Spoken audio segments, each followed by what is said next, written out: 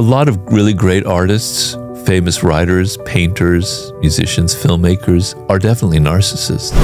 If we understood everything about ourselves as an animal and our basic drives, we'd probably all kill ourselves, to be honest. Too much awareness of your bad qualities can paralyze you. Narcissists often give the impression that they're interested in you. They like you. They're listening to you, which you think is kind of a contradiction. That doesn't sound like a narcissist. But it's not the kind of attention where they're really interested in you.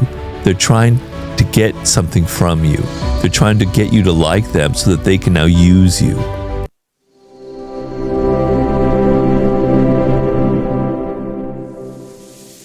On the most elemental level, I try to tell people that you don't know who you are, okay? So you have to begin from this position of ignorance where you don't really know who you are. And if you begin from that position, then you can stop lying to yourself. But the thing to understand why you don't know who you are is you have all of these emotions that you feel, and we are an animal that's driven mostly by emotion. We think we're all intellectual, that we all think, and it's all our frontal cortex, our executive powers, but that's not it. We're driven by emotions that are much more powerful than our thinking.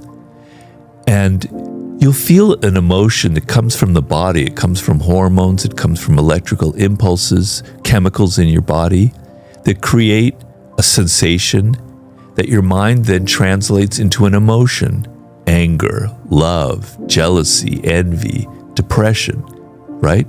But you're not aware of where it actually originated from. You're attaching a word to it. You're attaching what you think it is, but you don't know where it came from, why you're feeling that way, why your body is responding that way.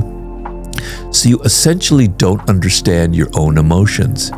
Oftentimes, you get angry at something and you think it's that person who triggered it, but it's something else. It's another person days earlier who set the seeds for it. It's your parents who created this pattern. You don't know who you are. You are a mystery to yourself. And because you don't know who you are, your opinion of who you are is basically based on illusions, right? You're not aware. So for instance, in the Laws of Human Nature, I have 18 chapters that are basically about a flaw in every human being: negative qualities, irrationality, narcissism, short-sightedness, envy, dark energy, grandiosity, aggression, you name it, right? You never admit that you have these qualities. It's always the other person. You don't say, gosh, I am a narcissist. I'm really self-absorbed. People very rarely ever do that. So you lie to yourself about, he or she's a narcissist. I care about other people. I'm very giving. I'm always interested in what they want. You're lying to yourself.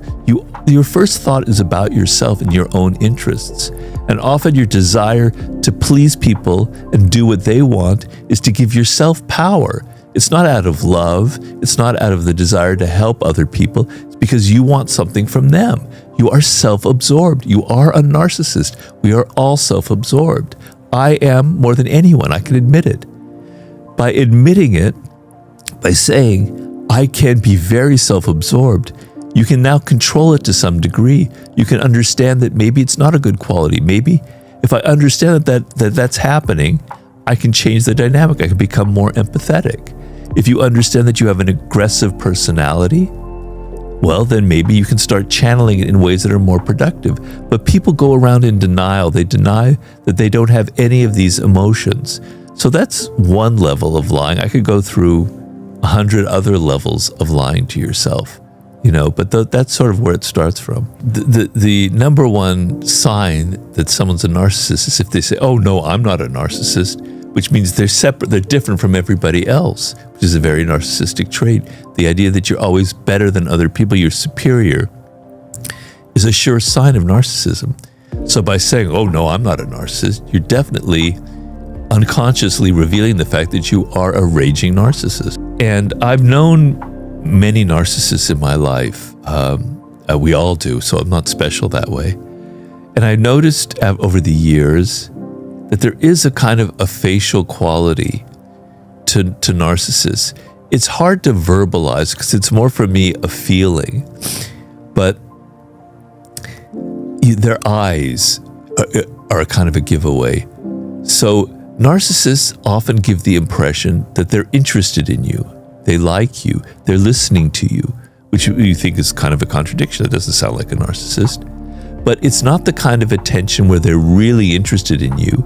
They're trying to get something from you. They're trying to get you to like them so that they can now use you, right? So the way I say it is there's a kind of a deadness in their eyes. They're looking at you, they're listening to you, but you can see they're not really connecting. The wheels are spinning inside their brain about what they can do with the information you're giving them. You can recognize that it's not lighting up. There's not a feeling of warmth or of interest in their eyes, right? There's also a kind of, I'm thinking of the people that I've known in my life and certain facial qualities, and there's this kind of smile that is slightly demonic, where I can't really describe it, which is why I say some of it's hard to verbalize, but it doesn't feel like it's directed towards other people. So oftentimes when you smile and you laugh, it's a social thing, right? You're responding to other people. You can't really control it. Somebody tells a joke or you hear something and you're laughing, and there's kind of a communion going on between you. But the narcissist, there's something, they're just stuck inside themselves. There's kind of a demonic quality to when they laugh and to when they smile. I know I'm not being brilliant at describing it. If I see it, I know it right away. When I wrote the chapter on narcissism, I was going, Jesus, I always thought that I wasn't like that, but I recognize those traits. Now, I control it. I was certainly more of a narcissist when I was younger, in my 20s. I think I had, I've always, I don't know, personally, I don't like talking too much about myself, but I've always been kind of a mix of things. So I'm very interested in other people, and I'm very interested in what they're feeling, and it's kind of unfortunately raised that way. But at the same time, I want attention, and I want more love. I want more attention from people. And so I have a self-absorbed quality. And it's only by recognizing it that I can make something out of it that's not so, to me, self-destructive, and handle it in a more rational manner. But definitely, that's the whole point of the laws of human nature and of what I say in podcasts. I don't want to set myself up as this superior person judging you and telling you, look, American people of the world, this is human nature and I'm God and I'm telling you how to. I have all of these traits as well, all of these qualities. That's why I understand them. But we all are flawed individuals, and you can't make yourself a better person. If you want to become a better person, which is what all the self-help books are, all the podcasting is about, you're not going to become a better person until you admit that you have flaws, that you can now look at them and then work on them. Too much awareness of your bad qualities can paralyze you, right? So, sometimes it's good to believe that you deserve good things in life, that you have skills, that you have promise, that there's hope for the future. It might be built on nothing. It might be totally unrealistic, but it's important to have those beliefs because they can give you energy, they can give you purpose, and they can give you meaning. If we understood everything about ourselves as an animal and our basic drives, we'd probably all kill ourselves, to be honest. So yeah, it's good to lie to some degree and to feel that you're worth something and that you have goals and that you can reach them. A lot of people, when they lose that, it's very sad, and they're too realistic. They go the opposite direction. So we either overvalue ourselves. God, I'm so good. I'm so brilliant. People love me. We overvalue ourselves, or we undervalue ourselves. I'm just a piece of shit. I'm not worth anything. I don't even deserve to be alive. That's equally wrong as well. It's not the truth. But so if you become too realistic, it can bring you down, and you won't have the energy to accomplish anything.